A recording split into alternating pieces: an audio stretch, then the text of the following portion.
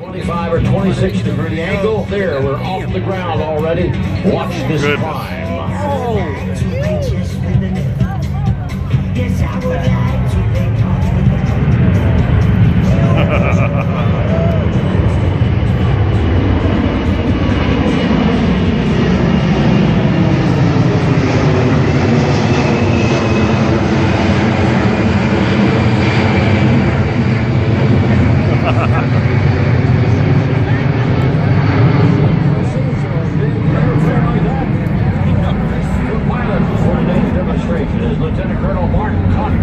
Assisted by Lieutenant Colonel Jerry Pullen and Captain Joshua Early.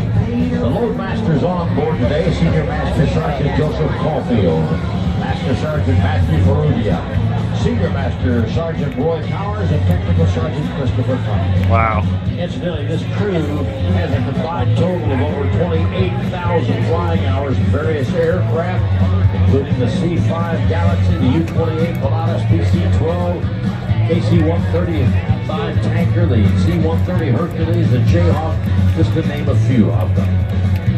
C-17's first pass now as he turns inbound will be a high-speed pass. After completing its teardrop maneuver to align with the runway that you're seeing him do right now, we're going to push those throttles forward, accelerate up to 300 knots, demonstrating the rapid strategic capability of the airplane.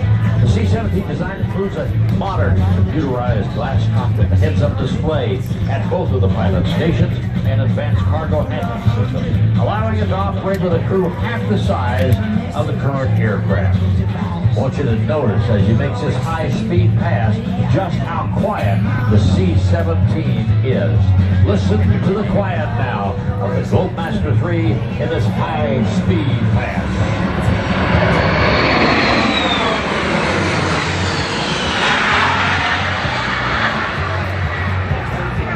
That low noise footprint gives it a tactical advantage while flying over hostile territory. I'll tell you what, look at that corner, man. It's awesome. C-17 provides a direct delivery capability that combines the intercontinental cargo carrying capabilities of larger aircraft such as the C-5 Galaxy, along with the short runway capability of the much smaller C-130 Hercules. It can routinely land on runways only 3,500 feet long. 4 Pratt & Whitney F-117 engines power the C-17. Incidentally, these are the same engines that power the Boeing 757 airliner. Each engine delivers 40,000 pounds of thrust. And with that amount of thrust, the Globemaster 3 can carry over 170,000 pounds of cargo. Range is 2,400 miles, but can reach anywhere in the world because it has in-flight refueling capability. Look to your right now, wings are level. I want you to notice the leading edge slats. These are the large powered flaps on the rear of the wing. The leading edge flaps are on the front of the wing. These devices actually change the shape of the C-17 wing and are the key to its low final approach speed, enabling this aircraft to land and stop at short distances, which you will see very shortly after a couple of passes, just how quick this airplane can get on the ground and stop.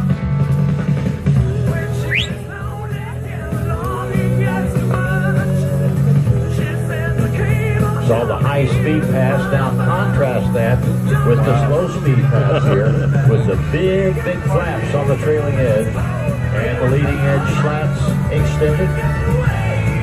Very stable aircraft with a heads-up display in front of each pilot. Landing gear also there.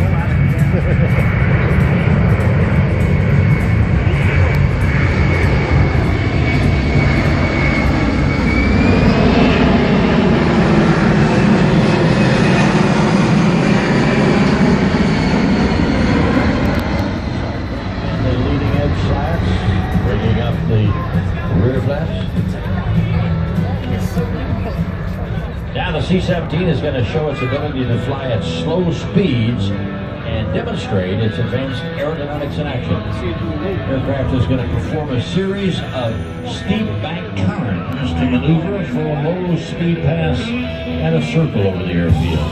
With the bank angle on that airplane. Remarkable for an airplane of this size, but it is so agile and has so much power, it performs flawlessly.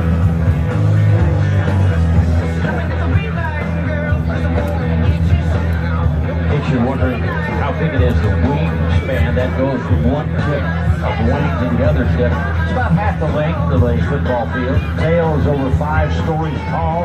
There's actually a tunnel in that tail that the mechanics can climb up to work the tail. Empty weighs about 280,000 pounds, but with a maximum cargo and fuel, goes up to 500,000 pounds. Look at the upturned wing tips. Those are 9 feet tall. That gives you just an idea of how big this airplane is.